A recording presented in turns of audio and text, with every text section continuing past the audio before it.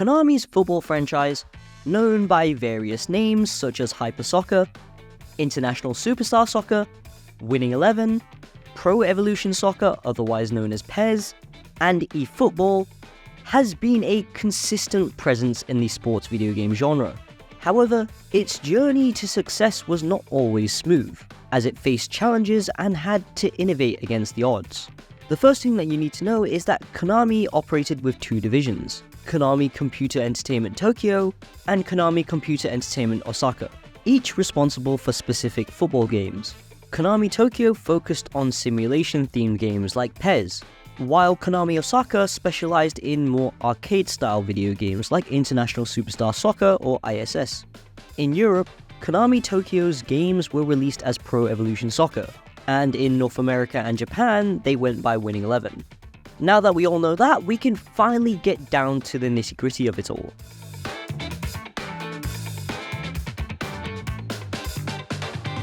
The eFootball franchise's history dates back to 1992 with Konami's Hyper Soccer for the NES. It was released as part of the Hyper Sports and Hyper Athlete franchises. This initial installment was so impressively jarring because players would have to play on the NES controller, which only had 2 button inputs. Compared to today's controls, imagine having to play eFootball or PES with only 2 buttons to pass, shoot, tackle, and header.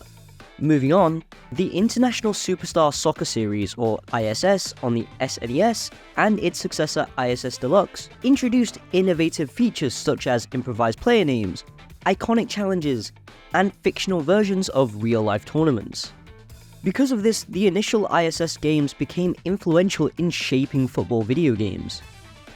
The 3D era of the franchise started with titles like Goalstorm on the Sony PlayStation in 1997, but we can skip over that as in 1999, the release of ISS Pro built on its predecessor in 1997 with improved gameplay, animations, and visuals, prioritizing realism and marking a pivotal moment, defining football simulation and setting the stage for realistic gameplay on primitive hardware.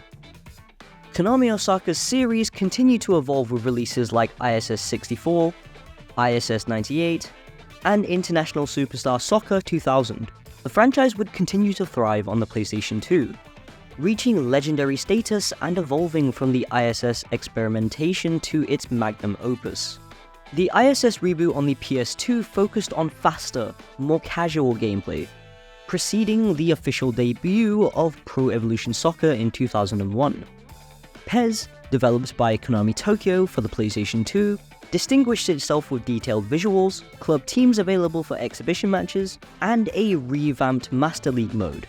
The series continued progressing with releases like PES 2, ISS 2, and subsequent iterations.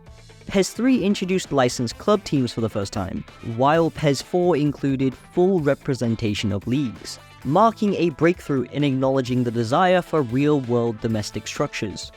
PES 5 shifted from fast and fun football to a more unforgiving simulation, demanding strategic play.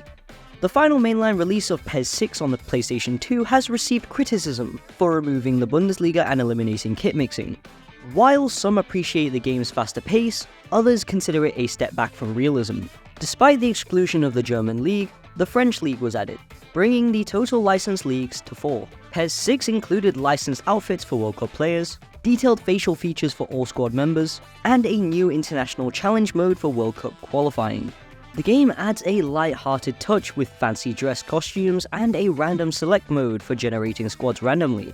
Despite differing opinions, PES 6 is praised for blending various football gaming philosophies and maintaining a dedicated community. Subsequent releases like PES 2008 and PES 2009 aim to improve on the Xbox 360 and PS3, introducing new gameplay mechanics and addressing previous shortcomings. PES 2010 represented a departure from the PlayStation 2-inspired mechanics, embracing a more mature and realistic approach. Its successor, PES 2011, marked a significant transformation, introducing full 360-degree control and a manual passing option.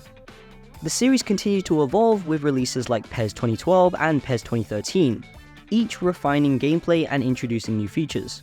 The shift to the Fox engine in PES 2014 brought excitement with a renewed focus on realism and simulation.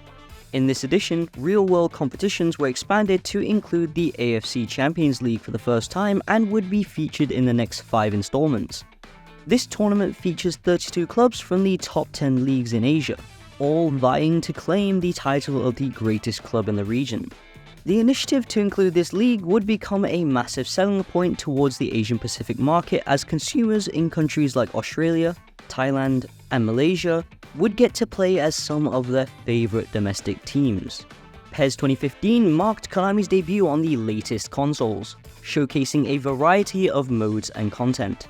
Subsequent releases like PES 2016, PES 2017, and PES 2018 aim to build upon their predecessors, introducing improvements in gameplay and visuals. 2019 saw the Pro Evolution Soccer franchise undergo a brand shift to eFootball and featured notable cover stars like Lionel Messi. Despite challenges, it represented a blend of positive gameplay changes and challenges within the evolving gaming landscape. The subsequent release, eFootball PES 2021, was more of a season update rather than a brand new game with subtle enhancements. In 2022, the entire franchise rebranded to just eFootball, and continued to update year by year. The current iteration of eFootball supports a union of mobile and console gamers with its cross-play infrastructure. Here in Malaysia, Konami has pressed forward with an initiative to bring a local legend to the game, former Malaysian striker, Safi Salih. For those who aren't aware, Safi Salih is a national treasure for his performance during the 2010 AFF Suzuki Cup, where he scored 2 goals against Vietnam. Amul Hadi, Malaysia win it back, and it's another long range effort, it's carried away, and it's slid in under the keeper! Another pair in the first leg of the final against Indonesia, and one more in the second leg. Can they pull the trigger? They do! And that's an incredible goal! What a stunner! By introducing this initiative in conjunction with the well-known Asian Champions League mode, it's evident that Konami aims to enhance its appeal to the Southeast Asian market.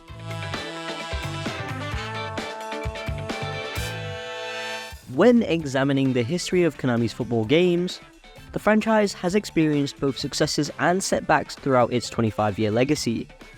Pro Evolution Soccer as a franchise stands out not just as a good game franchise, but as an embodiment of art and history, transcending mere entertainment and serving as irreplaceable memories of simpler times and a faithful homage to the beautiful game.